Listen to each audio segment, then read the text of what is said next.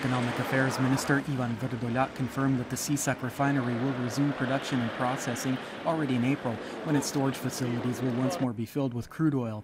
In a statement carried by the newspaper Novi List, the minister stressed that the national oil company INA has for the time being set aside plans to close the refinery and export the domestically extracted petroleum processed there. The CSEC refinery has not been operational since mid-January.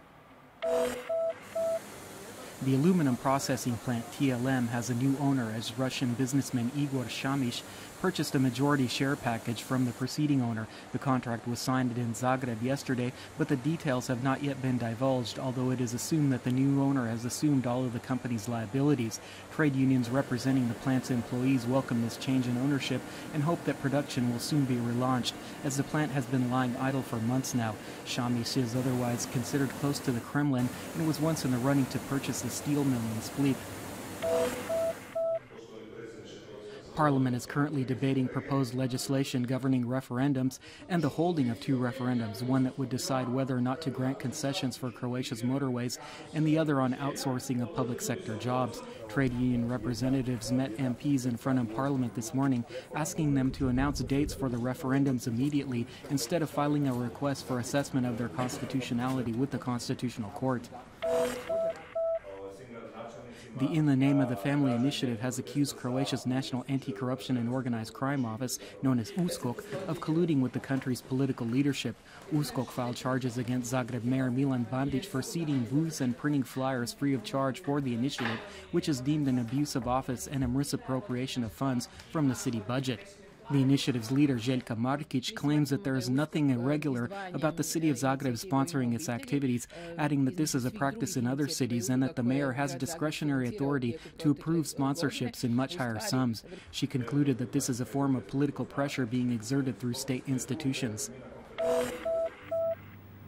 The heavy rainfall of the past few days has led to rapidly rising water levels on the Kupa and Korana rivers in and around the town of Karlovac.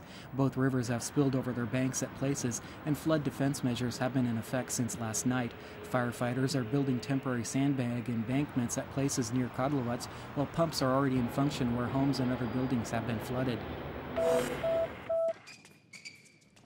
In sports, in men's tennis, after taking the tournament in Delray Beach, Florida this weekend, Ivo Karlovic got off to a good start at the tournament in Acapulco after defeating Georgia's Temuraz Gapishvili in the first round, 6-4, 3-6, 6-2. His next opponent will be Serbia's Dusan Lajovic. And finally, the weather forecast for the rest of the day. Skies will be mostly overcast and precipitation will continue, taking the form of snow or snow mixed with rain at higher elevations. There will be notably less precipitation on the coast, mostly scattered rainfall in Dalmatia. Strong bore winds will hit the coast with storm force and even hurricane force gusts pounding the belt below the Velebit Massif. Easterly and Scirocco winds will blow in the far south. Today's temperatures will range from 3 to 8 degrees Celsius inland and from 10 to 15 degrees on the coast and adjacent inland zones.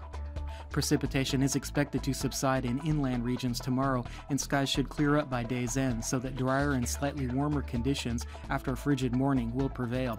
Clouds will build up again on Saturday, accompanied by stronger winds, and there will be a chance of light scattered precipitation. The coast will see more sunshine as of tomorrow, and only a little rainfall is expected, mostly in the south. Bora winds should also abate by day's end. After a tranquil and partially sunny Friday, winds will pick up again on Saturday and also bring some rainfall.